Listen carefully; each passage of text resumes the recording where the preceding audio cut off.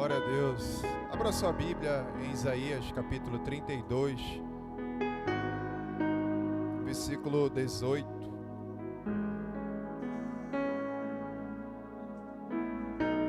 A presença de Deus, ela é real. Esse lugar.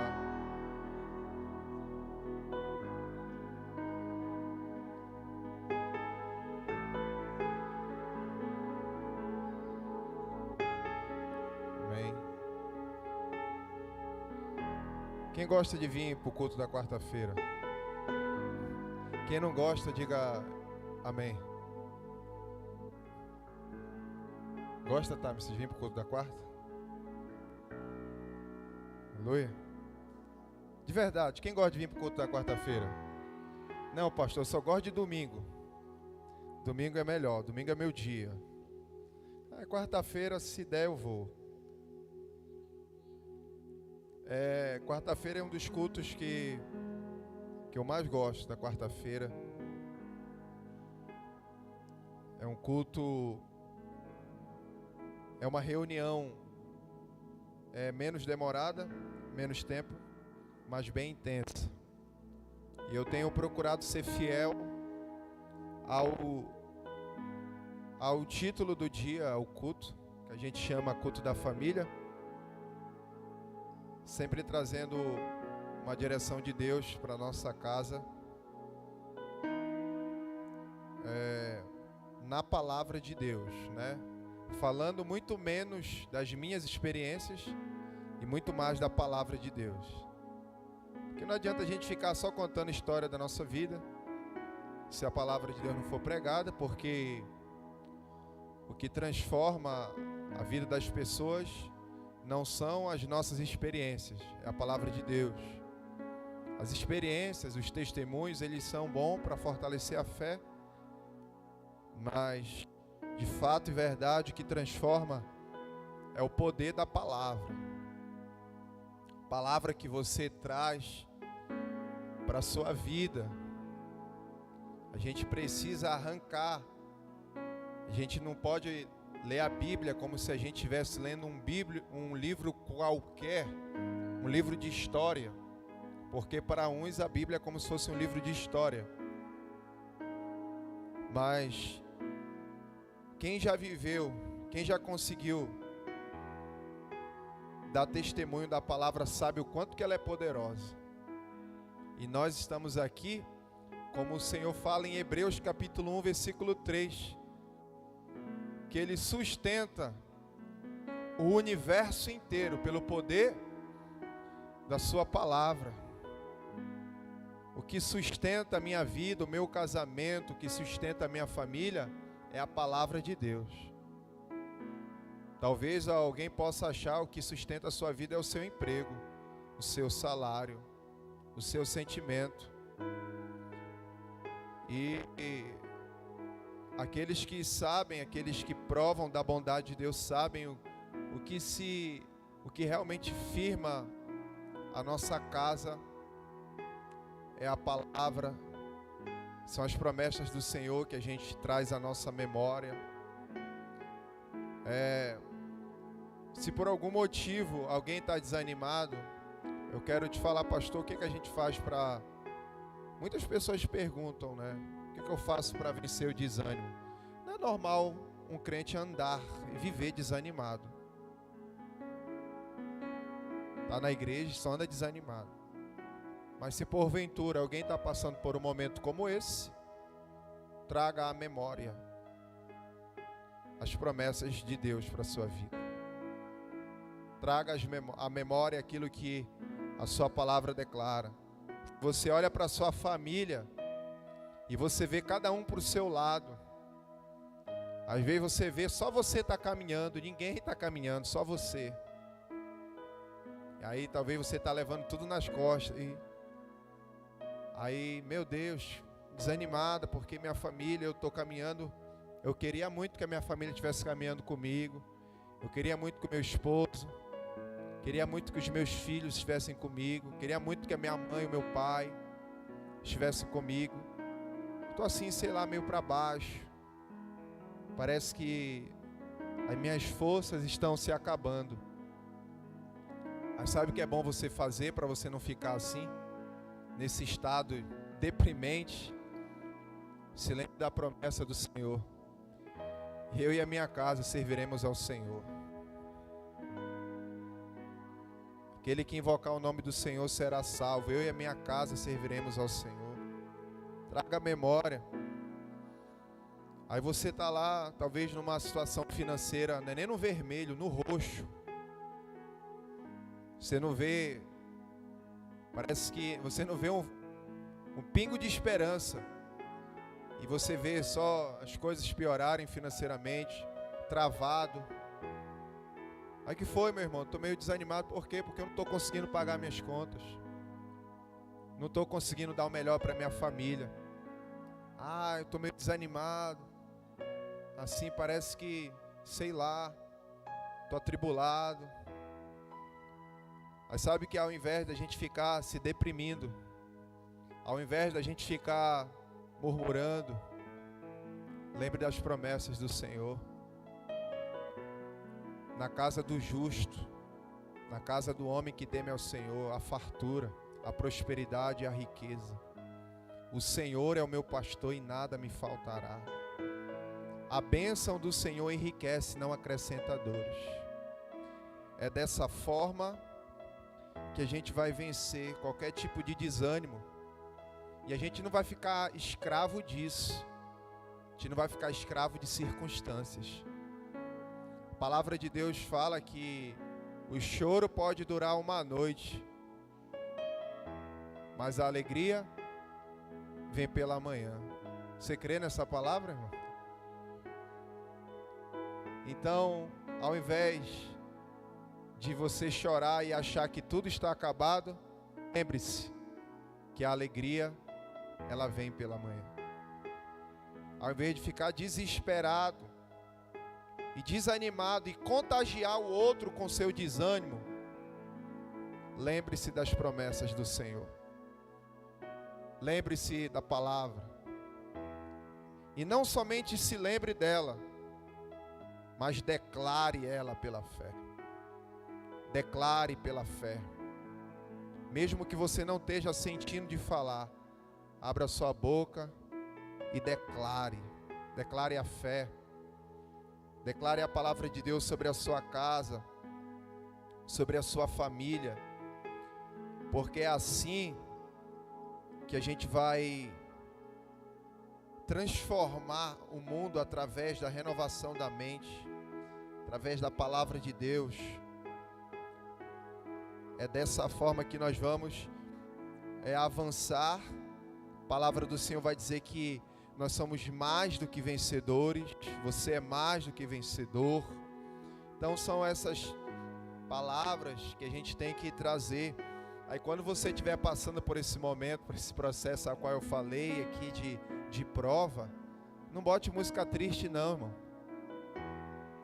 Não bote louvor triste não. Vá lá para o louvor que fale da fé, fale dos feitos de Deus. Um louvor que exalte o Senhor. Não vá ouvir música internacional que você nem entende a letra, para se deprimir. Porque antigamente a gente aí estava sofrendo de amor e ia ouvir música internacional, né, para ver se chorava mais. Eu ficava ali chorando, se lançando, né? E gostava muito de rock set, né? Música internacional, o cara não entendia uma vírgula do que estava sendo cantado, mas o cara estava lá. O que essa letra diz? Eu não sei, eu gosto da melodia, né? Então, quando você tiver, irmãos, em dia de guerra, como uma vez eu ouvi, que tem gente que em dia de guerra quer dançar. Dia de guerra, irmão, dia de guerra são dias de fé, dias de luta, é joelho no chão dobrado, é assim, parece que às vezes tu está frente a frente com o demônio, é lutar mesmo com demônios, com os próprios demônios, né? Expulsar os próprios demônios que tentam dominar a nossa própria vida. Aqueles dias mesmo que você está ali, é enfrentamento. Então dias de guerra não é para bailar, Dias de guerra não é para se deprimir, é para lutar, é para marchar. Dias de lutas é para a gente salmodiar ao Senhor, né? A gente pode até acusar o golpe. Senhor, estou me sentindo assim como o salmista Davi no Salmo 18 falava: cordéis de morte me cercaram, torrentes de impiedade. E ele ali, Davi, relatando como que ele estava angustiado naquela hora. Mas se você for ler o Salmo 18, ele diz: o Senhor é a minha força, o Senhor me treina, o Senhor treina as minhas mãos para a batalha. Quando o Senhor se manifesta, o Senhor vence o inimigo que é mais forte do que eu. Então ele fala, ele não nega a sua situação emocional, mas também ele não nega a palavra, ele não nega o poder de Deus, e ele declara que o Senhor é a sua força, o seu rochedo, aonde ele vai declarar: persegui os meus inimigos e os alcancei, não voltei senão antes de terem consumido eles. Então ele vai e ele declara, e eu falo isso para você por experiência própria, irmãos, que precisamos guerrear, nós não podemos estar de braços cruzados. Nós temos hoje famílias, todo mundo aqui está inserido dentro de uma família. Quem é casado sabe, a gente tem várias pessoas casadas, e aqui quem não é casado está doido para casar, que eu sei. Solteiro doido que está doido para casar, né? Adolescente com 14, 15 anos quer casar, mas o cara casar já quer se juntar para fazer o quê? Como é isso? Mas a gente sabe. E você aí que vai se casar, mas já saiba que casamento é coisa séria. E hoje nós que somos casados, nós que temos uma família, irmão, quem se casa deve estar ciente de que já vai estar numa agenda muitos problemas que virão no meio do caminho. Muitos problemas, muitas situações que precisarão ser resolvidas. Porque se você quer casar, se prepare para enfrentar dificuldades. Você que é casado, você sabe muito bem disso. E a gente não pode de maneira nenhuma nos acovardar dessas coisas, de ter filhos, de se casar, de construir uma família. Porque Deus, Ele nos dá as armas necessárias para a gente andar em vitória. Ele nos dá a direção, é Ele que sustenta. O que seria da nossa vida se nós não tivéssemos uma família? Já pensou se você fosse só, solitário? Se você não tivesse uma família? Às vezes, né, a pessoa reclama daquela família, isso e aquilo, mas é a sua família, meu irmão. É a sua família, é a sua casa, não gosta isso, aquilo. Mas e se você não tivesse família? Você ia ficar morando com a solidão? É bom, viver em família é algo maravilhoso. Uma vez alguém disse que é melhor cuidar de animal do que cuidar de gente. Né, Rafael? Rafael trabalha no negócio de pet, sabe? Né? Ouve isso, ouve direto lá isso. Que é melhor cuidar de animal, que animal dá menos trabalho que um ser humano. Você não tem filho? Não gosto de ter filho. Porque, não, eu prefiro cuidar de cachorro. Teve um dia atrás que a gente encontrou uma pessoa no lugar. Aí ela chegou com a gente na mesa. Vocês conhecem o Jefferson? Não. Acho que ele mostrou o Jefferson. Era o cachorro dele. É o Jefferson. Essa pessoa tem mais de 40 anos. Não tem filho, nem se casou ainda. Você lembra do Jefferson? Que olha, a gente pensou que era uma pessoa. A gente estava sentado. Vocês conhecem o Jefferson? Não conheço o Jefferson. Então,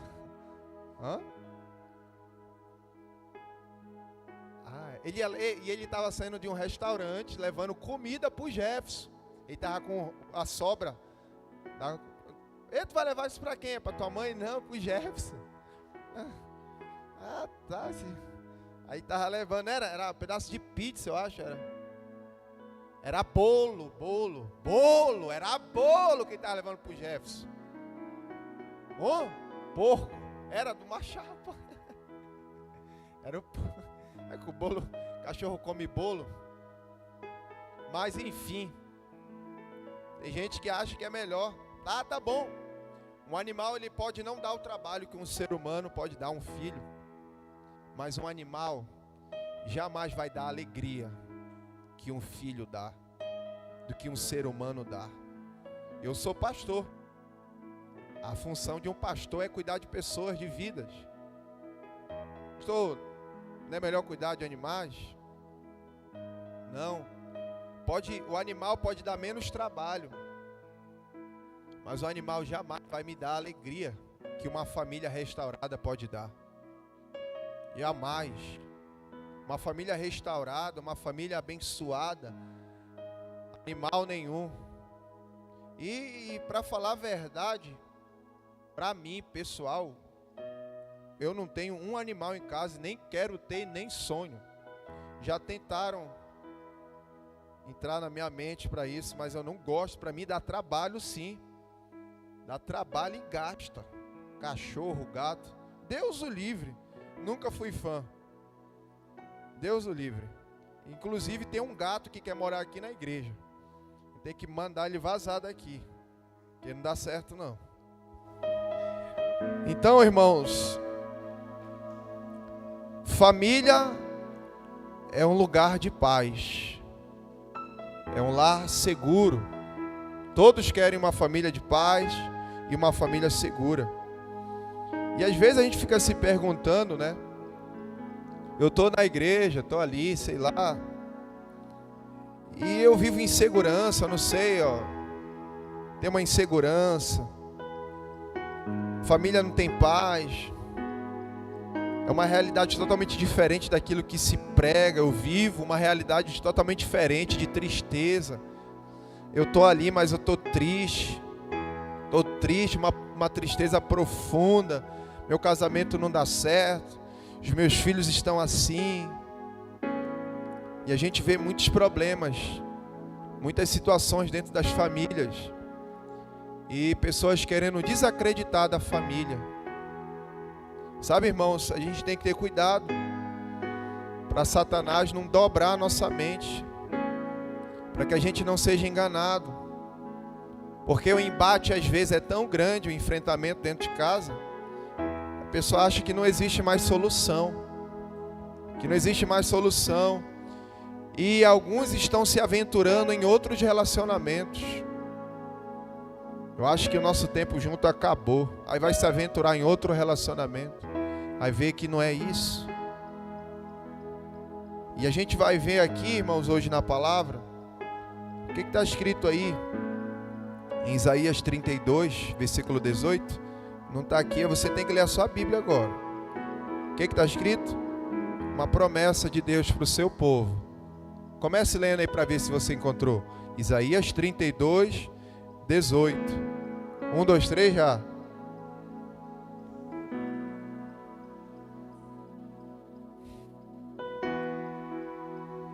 Leia para você aí, irmãos.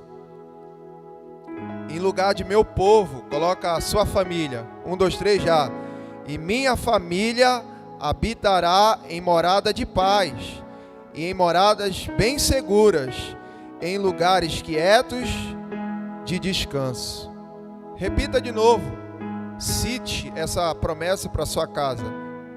E a minha família habitará em morada de paz, e moradas bem seguras, em lugares quietos de descanso. Só para a gente reforçar, declare de novo. 1, 2, 3 já. E a minha família habitará em morada de paz, e em moradas bem seguras, e em lugares quietos de descanso. É a promessa para minha família. Irmãos, você já provou dos efeitos da obediência e da desobediência? nós sabemos que os efeitos da obediência, eles são eternos, que os efeitos da obediência trazem bênção. Quem já viveu os efeitos da obediência e recebeu bênção? E quantos aqui já receberam de uma colheita de desobediência? Nós já colhemos de desobediência. Então você sabe que há um poder muito grande na obediência e na desobediência. Há um poder muito grande. E a gente sabe que principalmente hoje que temos família, que por mais que essa desobediência seja de um filho, porque às vezes a gente acha que é só a atitude de um pai, de um esposo, que a atitude dele for errada, toda a família dele é comprometida. A gente sabe que a responsabilidade maior é do homem, a gente nunca vai fugir disso. Você que é homem, nunca fuja dessa responsabilidade. A maior responsabilidade dentro de uma casa é do homem. Não adianta tentarem mudar isso. É bíblico isso. É bíblico. É o homem que é o cabeça. O homem que é o sacerdote. O homem que é responsável pela segurança no seu lar. Isso nunca vai ser mudado. Mas a gente sabe, irmãos, que também se um filho for mal, se um filho desobedecer e por um caminho tortuoso, aquela família também, ela padece, ela sofre junto. Se for uma mãe, se for uma esposa, também sofre. Então, o que eu quero dizer? Que todos nós somos responsáveis pela construção de um lar feliz. Adolescentes, crianças. Às vezes o papai, você quer que o papai chore? Você quer que a mamãe chore? Então não faça isso. Então não faça isso, meu filho. Eles têm que saber disso. Tu não quer que a mamãe chore? Então não faça isso. Lá em casa dificilmente eu choro, mas eu choro, viu, gente? Você já me viu chorando? Já me viu chorando? Vocês já me viram chorando, irmão? Eu choro. Na presença de Deus. Acho que a vida me ensinou a não ser duro. E nada, eu tenho o coração quebrantado. Eu posso não chorar aqui, mas por dentro. Amém? Mas eu já vi lá em casa, dentro de uma situação, a gente conversando com os nossos filhos, né? A Aline às vezes finge que está chorando, né? Aí a criança fica logo desesperada. Os nossos filhos, eles têm que saber que as atitudes deles podem fazer a gente chorar. E tem muito filho que é carrasco com os pais, tá nem aí. Mas um dia tu vai ter família e eu vou orar para que teus filhos sejam uma bênção. De verdade, irmão. Amém, irmão? Você já imaginou? Mas é bom saber que um dia, você que aqui é novinho, tem 13, 14 anos, que um dia você vai ser um pai, você vai ser uma mãe. E os nossos filhos, eles têm que saber que eles têm o poder de entristecer a gente. Como Provérbios vai dizer, que um filho pode ser a vergonha. Um filho pode, sabe, aquele pai triste, aquela mãe triste por causa daquele filho desobediente, rebelde, que não tem um amor, não tem uma vírgula de obediência. É implacável. Filhos implacáveis, que não respeitam os pais, que não respeitam o mínimo os pais. Então, os nossos filhos têm que saber que, olha, se você não quer que a mamãe e o papai chorem, então não faça isso, meu filho. Não vá por esse caminho, não. Não faça isso.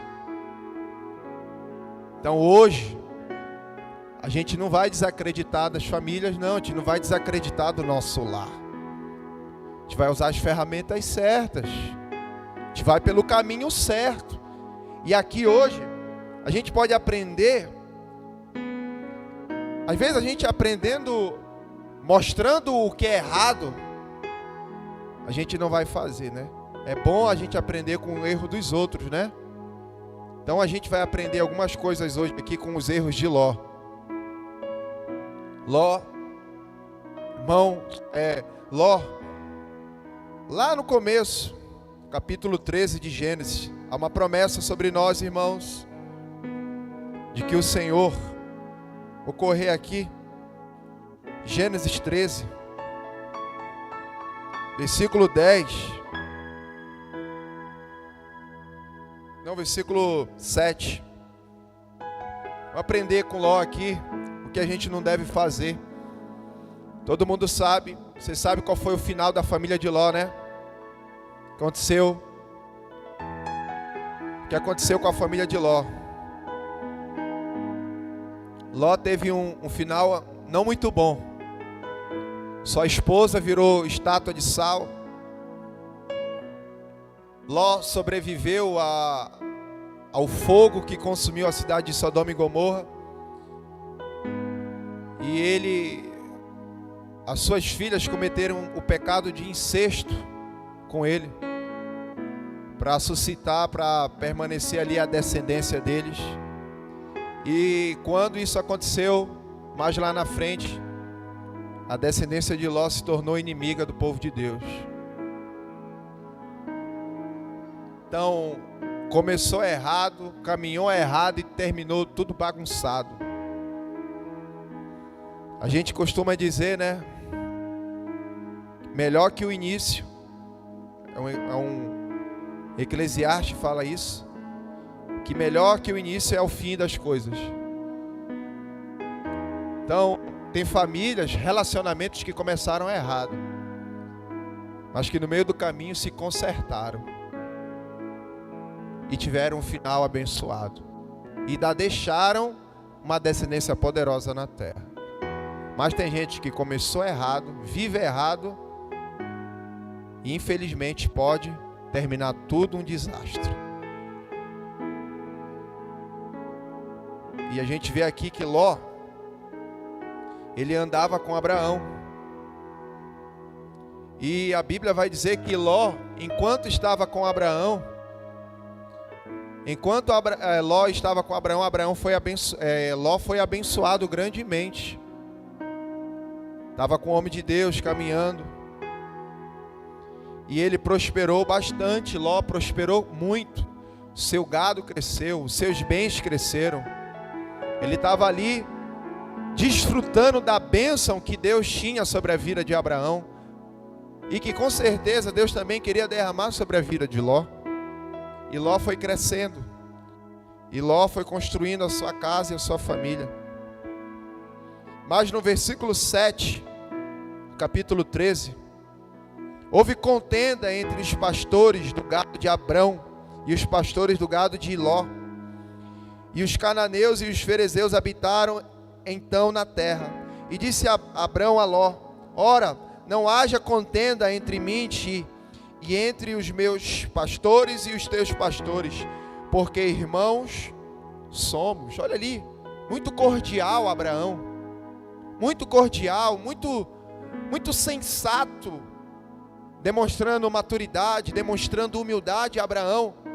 Abraão não queria problema, mas Ló, a gente percebe Ló, ele não muito firme e seguro daquilo que ele queria.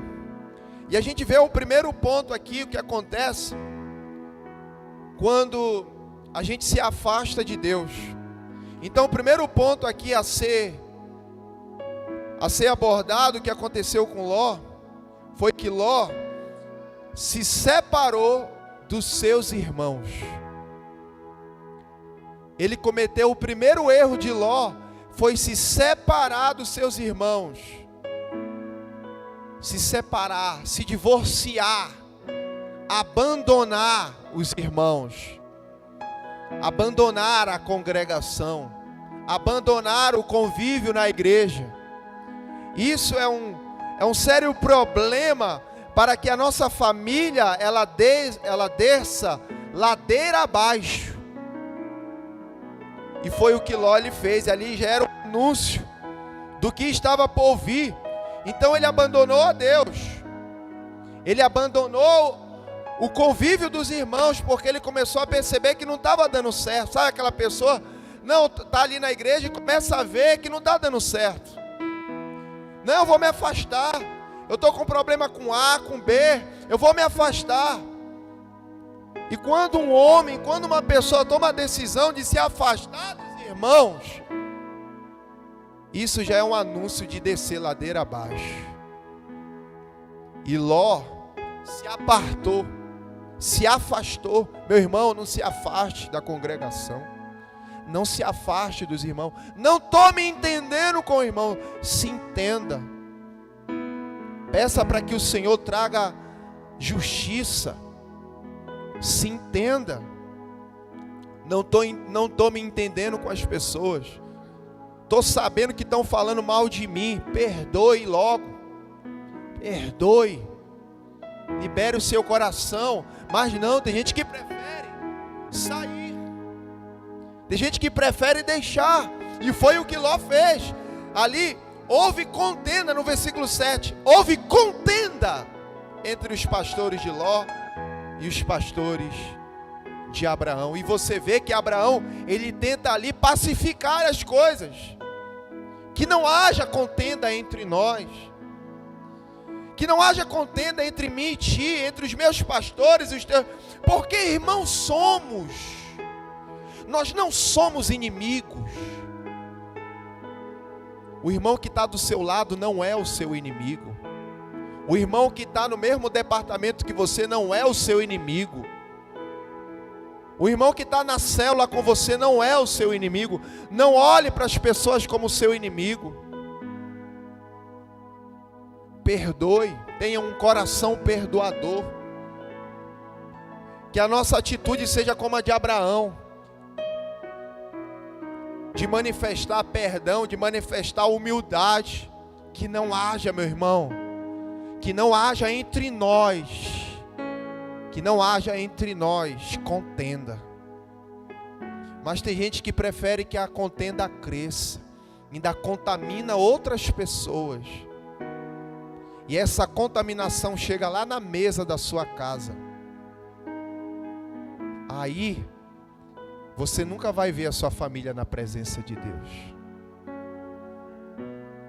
Você, a esposa, está lá, aí na igreja só contenda, aí leva, aí o marido fica sabendo, o marido não é nem convergido, só faz contenda lá na igreja. Chega, fala na mesa, vai lá e denuncia e fala. É como um dia alguém falou, irmão, aí as pessoas chegam de fora, né? Aí algum irmão da igreja quer falar de todos os problemas, né?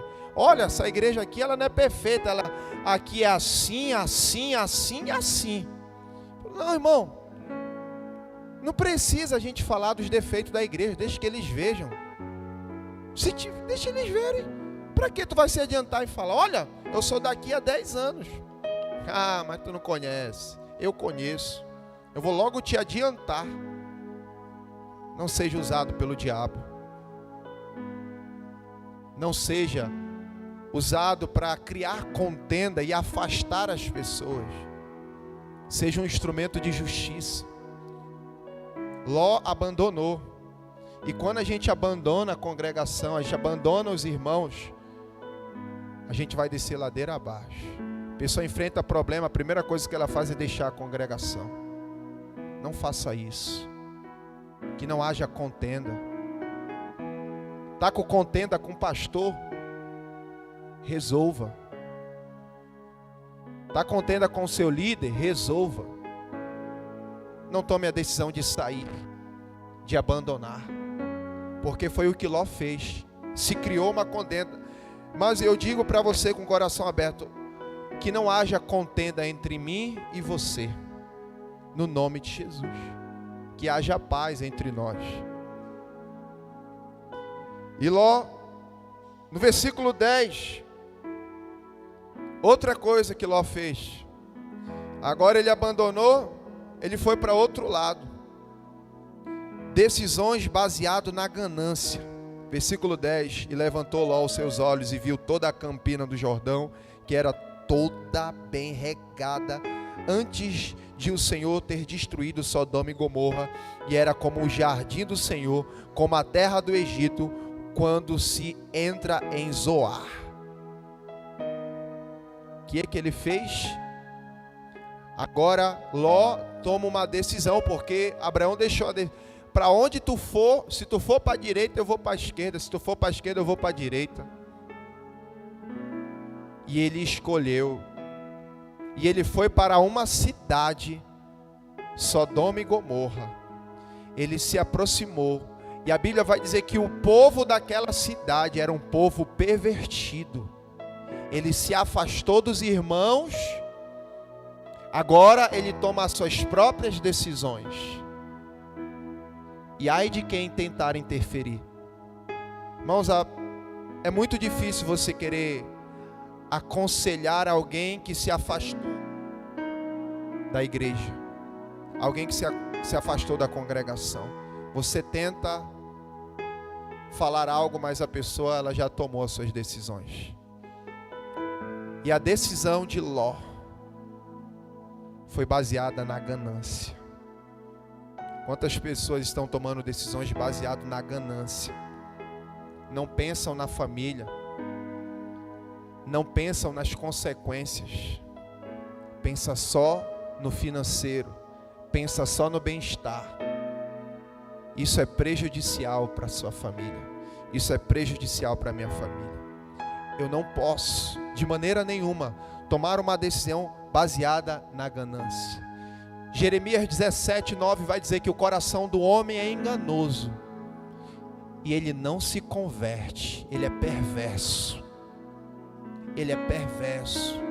E Ló, com o coração pervertido, tomou a decisão e se aproximou. Ele foi para um lugar onde ele foi atraído pelos seus olhos, ele não foi atraído pelo Espírito Santo, ele não teve uma palavra. Ele foi porque ele achou o que era bom aos seus olhos. E ele foi.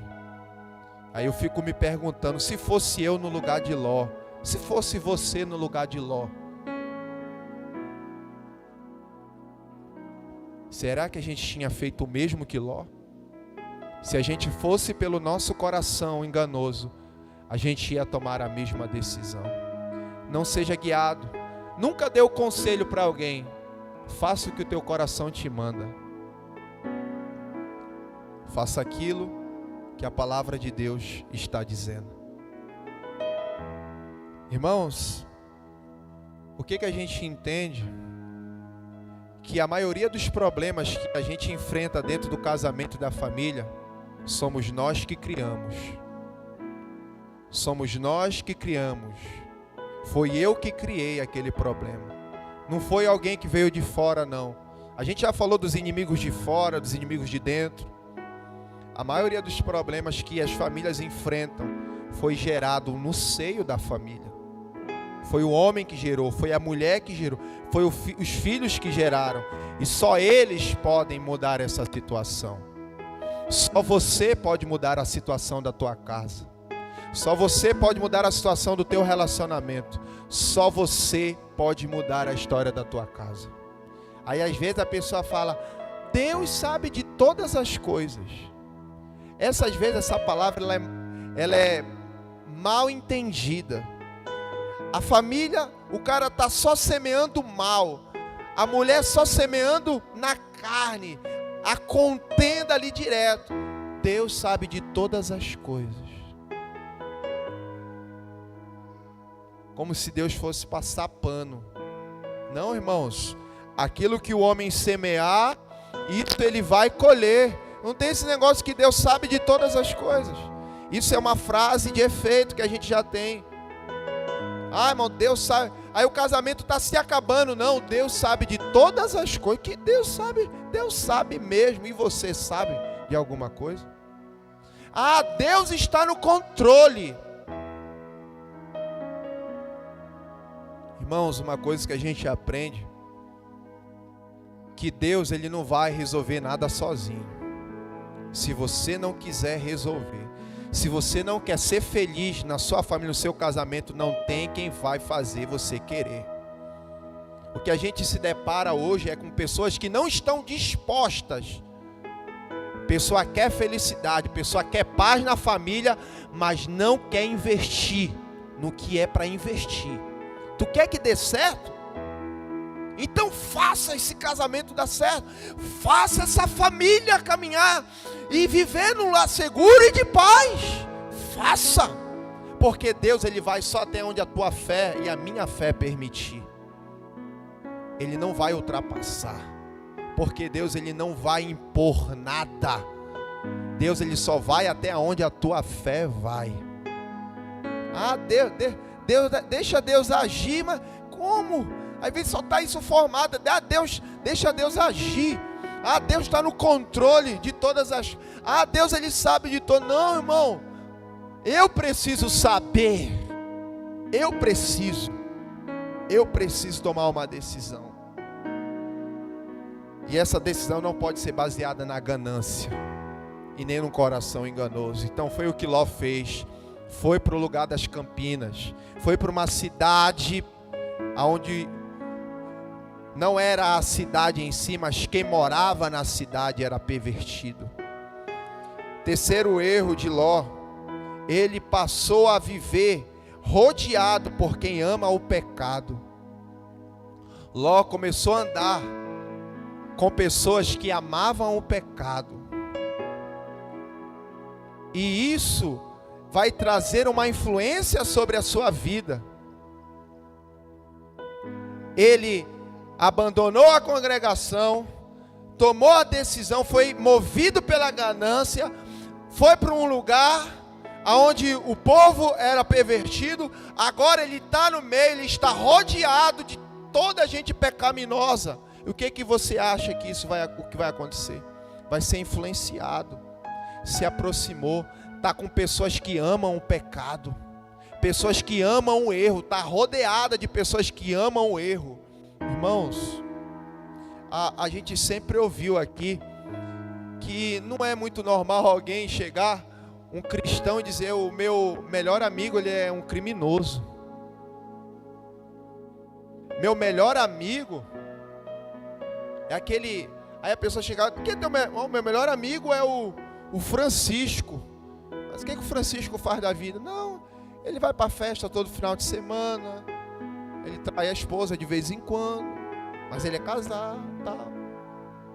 Meu melhor amigo... Não, minha melhor amiga é a Francisca. Mas o que a Francisca faz da vida? Faz tudo que desagrada a Deus, e essa pessoa é a melhor amiga. Como é que pode?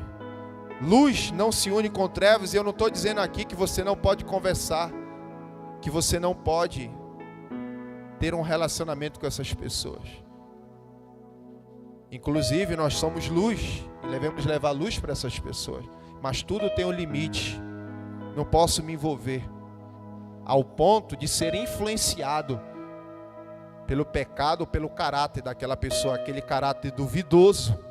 Então, Ló ficou agora rodeado de pessoas que amavam o pecado. E a Bíblia vai dizer para nós que devemos fugir das paixões da carne, que nós devemos fugir das más conversações, porque as más conversações corrompem os bons costumes, corrompem a má conversa. Irmãos, quantas pessoas tomaram decisão de acabar com seu casamento, com sua família, porque ouviram uma pessoa que não tinha um conselho de Deus, que não tinha um entendimento de Deus, e foi se aconselhar no Egito, porque não está rodeada de pessoas pecaminosas, foi dar ouvido para quem não era para dar ouvido, e isso influenciou na decisão dela. Influência pecaminosa que é muito forte. Então Ló segue o seu caminho.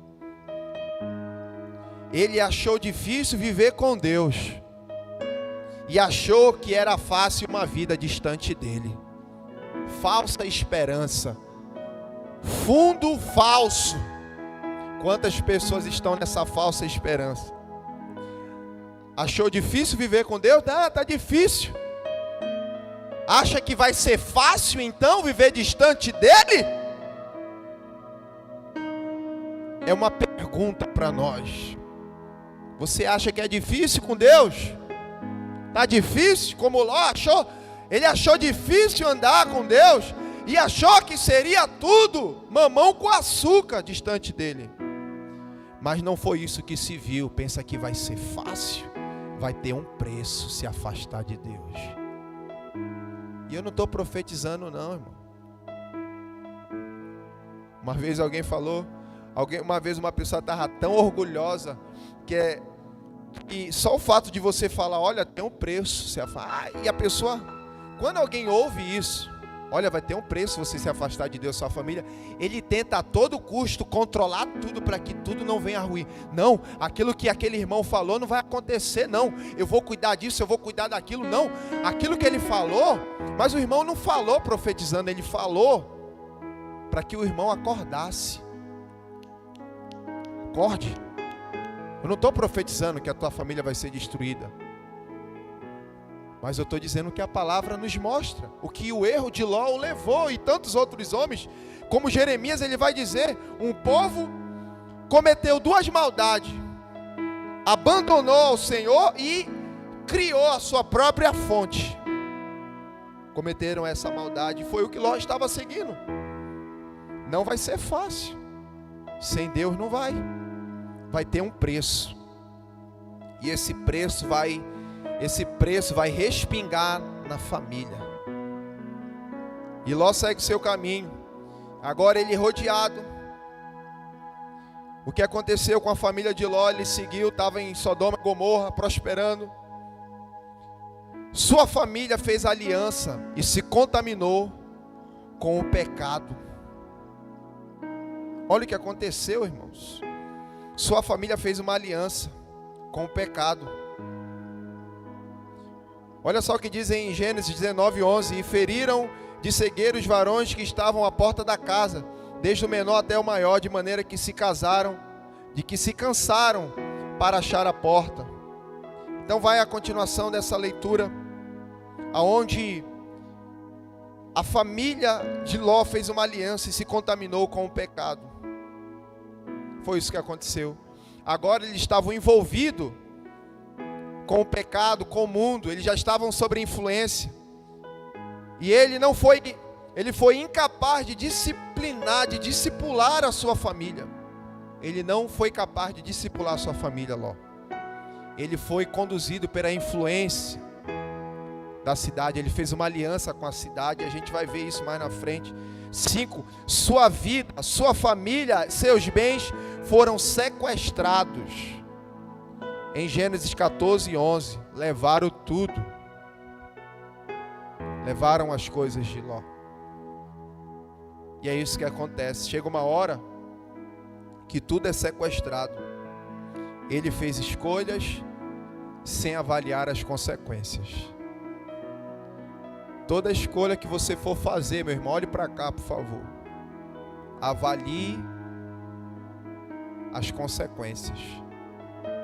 Avalie as consequências. Filhos, mães, pais, toda decisão, todas as suas escolhas, avalie as consequências, os pós e os contras, e assim tome a decisão correta. E foi o que Ló, ele não fez. E diante das suas decisões erradas, sua família foi capturada, os seus bens foi sequestrado. Aí Abraão teve que entrar em ação. Abraão pegou seus 318 e foi salvar Ló. O homem de Deus foi salvar. Abraão, homem de fé, homem de Deus, juntou os varões que estavam ali com ele e trouxeram de volta tudo que o inimigo tinha levado. 6. Ló ficou cativo nas mãos do inimigo e não teve mais forças para se libertar. Ele não teve mais forças para se libertar. Ficou escravo. Olha só, capítulo 14, versículo 12. Também tomaram a Ló, que habitava em Sodoma, filho do irmão de Abraão, e a sua fazenda, e foram-se. Então veio um que escapou e contou a Abrão, o hebreu, e ele habitava junto dos carvalhais de Manre, o amorreu, irmão de Escol, irmão de Aner. Eles eram confederados de Abrão. Ouvindo, pois, a Abrão que o seu irmão estava preso, armou seus criados, nascidos em sua casa, 318, e os perseguiu até Dan. E dividiu-se contra eles de noite, e eles os seus criados, e os feriu e os perseguiu até Obá, que fica à esquerda de Damasco, e tornou a trazer toda a fazenda, e tornou a trazer também a Ló, seu irmão, e sua fazenda, e também as mulheres, o povo. Olha só, Ló, ele não tinha mais força, ele precisou da ajuda de Abraão. Ló não tinha discernimento espiritual das coisas, irmãos. A vida toda de Ló era aquele cara, é aquela pessoa que está dentro da igreja, mas é guiado pela carne. É aquela pessoa que é guiado pela ganância. É aquele irmão que cria contenda com os outros, que não tem paz com os irmãos. Sabe, é um homem guiado pelo seu próprio coração. E as decisões de Ló o levaram ele para o buraco. Assim como hoje também. Se tudo isso, se a gente seguir essa cartilha do mal, é isso que vai acontecer. Mas eu quero que hoje a gente tome uma decisão. Que a gente não vá pelo mesmo caminho, mas que a gente siga outro caminho. Que a gente siga o caminho da paz. Que a gente siga o caminho da orientação da palavra de Deus. Que a gente siga as orientações do Espírito Santo. Que a gente não cometa os mesmos erros que Ló cometeu, se afastando, criando contenda, se afastando, sendo guiado pela ganância, fazendo aliança com o povo pecaminoso, ficando rodeado de pessoas pecaminosas. Tudo isso vai respingar sobre a nossa família, a nossa casa. Hoje é um tempo novo. Hoje é um tempo de tomar a decisão e fazer com que as coisas dê certo na sua casa e na sua família. Tenha um coração humilde e inclinado para que isso aconteça. Amém? Fique de pé, por favor. Quero chamar todas as famílias aqui à frente. Vem com a sua família, vem com a sua esposa. Se você estiver só, fique só você. Não se junte com ninguém. Se tiver só um, fique só você. Tá bom? Quero convidar todos nós, vimos para cá. Você que está com a sua família aqui, tá bom? Vamos orar. Amém? Com sua família para cá, para frente, por favor. Fique com a sua família. Se você estiver com a sua esposa, dê a mão para ela. Se tiver só você e seu filho, fique com ele. Se tiver só você, fique só você.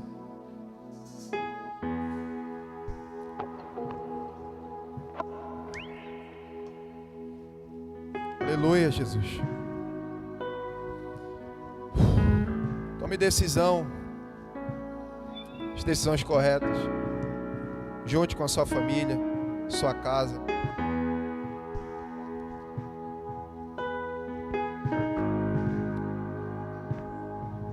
Aleluia. Pegue na mão dessa pessoa aí, comece a orar. Presente sua família. Muita gente fala, abre a boca, meu maior patrimônio é minha família. Às vezes isso não passa de lorota. Isso não é verdade às vezes. Como é que o cara não investe no patrimônio dele? E diz que o seu maior patrimônio é a sua família. Tem gente que fala isso, que acha bonito. A minha família é meu maior patrimônio.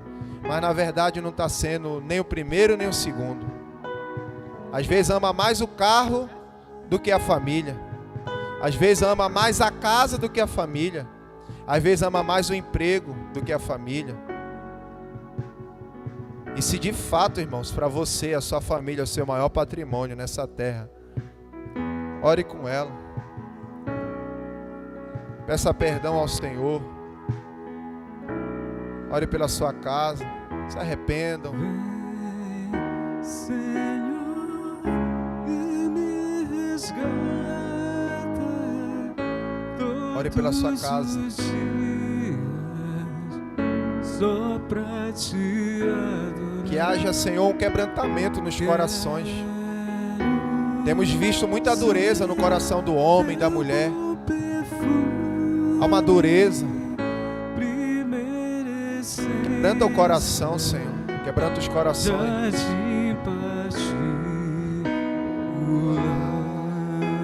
Vai tocando, Senhor. Vem, Senhor. Faz o teu querer, Senhor. Nos arrependemos por toda desonra no casamento. Nos pedimos perdão por toda falta de respeito, de amor. Comece a orar, irmãos, agora pela sua casa. É só você e Deus sabe o que você tem enfrentado. É só você e Deus sabe os enfrentamentos que você está tendo. Peça socorro hoje. Peça socorro agora. Peça socorro agora pela sua casa.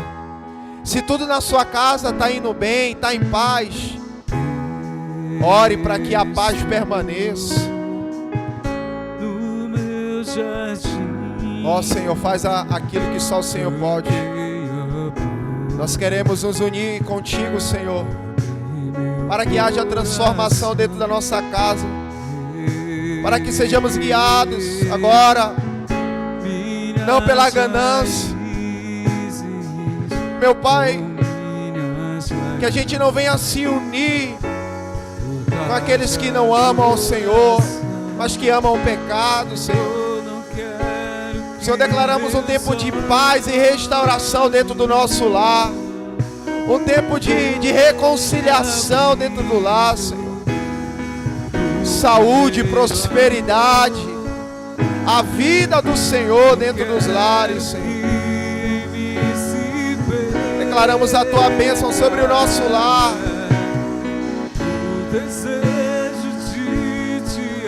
As famílias, meu irmão, foram constituídas para viver abençoadas e em paz e felicidade. Tudo depende do fundamento. Aonde é que você está fundamentado? Tudo depende do fundamento.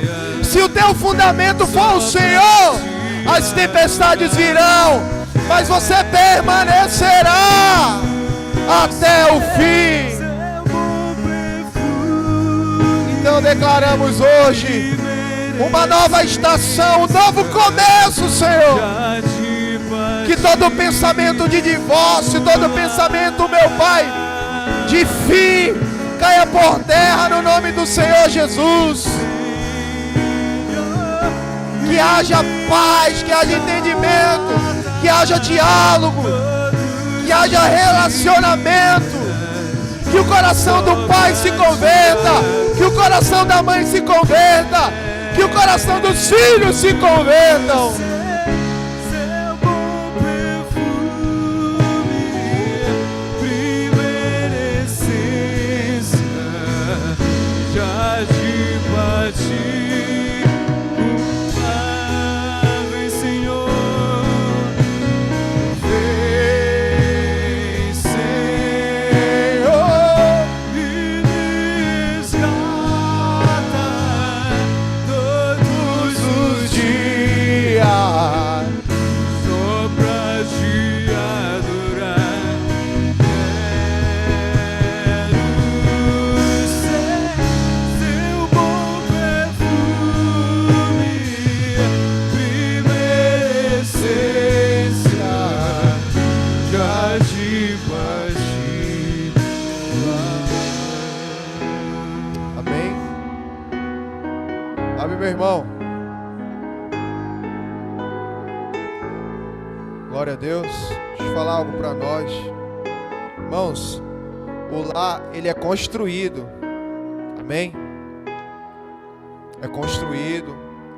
Às vezes as pessoas, muitas famílias querem, muitos casamentos querem provar de restauração, querem provar. Mas não vai se provar, não vai adiantar aqui eu impor as mãos. Tem gente que quer pôr imposição de mãos a restauração. A restauração, ela não vem por imposição de mãos. Ainda mais de uma pessoa que veio a vida toda assim, sabe, cambaleando na vida, semeando, não semeando sementes do bem. Não vai adiantar eu chegar aqui e colocar a mão na cabeça e pronto. É construção, é dia a dia, é relacionamento. Às vezes, né, algumas Algumas pessoas, alguns pais chegam aqui, pastor, ora na cabeça do meu filho, porque ele é uma bênção. Aí, não é só colocar a mão, tem que ensinar o caminho, tem que ensinar a verdade, tem que discipular, tem que ensinar. Não vai adiantar fazer uma oração forte se a gente não tiver instruído na palavra. Então é um tempo, é construir. Construir, irmãos, é construir, é edificar. Então a palavra para nós hoje é construir com o tijolo certo, é construir hoje com os princípios certos. Construir é construção de valores eternos. Assim a nossa família vai estar blindada. Não vamos estar isentos de problemas, mas nós vamos estar fundamentados na palavra, porque tudo depende do fundamento que é a palavra. Amém? Então, que a sua família aqui haja paz nos seus muros, na tua casa, no nome de Jesus. Amém.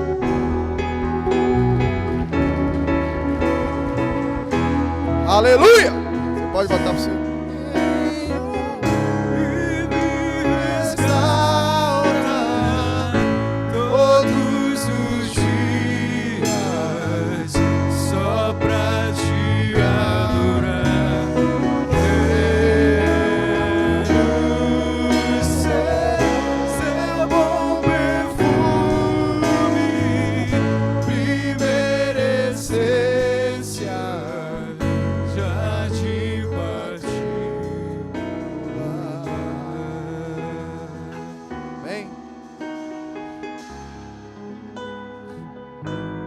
Jesus. Só quero dar um recado para finalizar. Amém? Sexta-feira agora é o congresso, conferência dos jovens e adolescentes.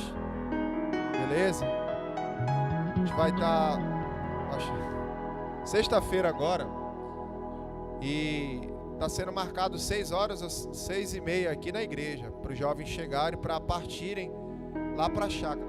Desliga aí, por favor. Amém? Sexta-feira agora, 6h30, aqui na igreja. Tá bom? E agora, no final, eu quero conversar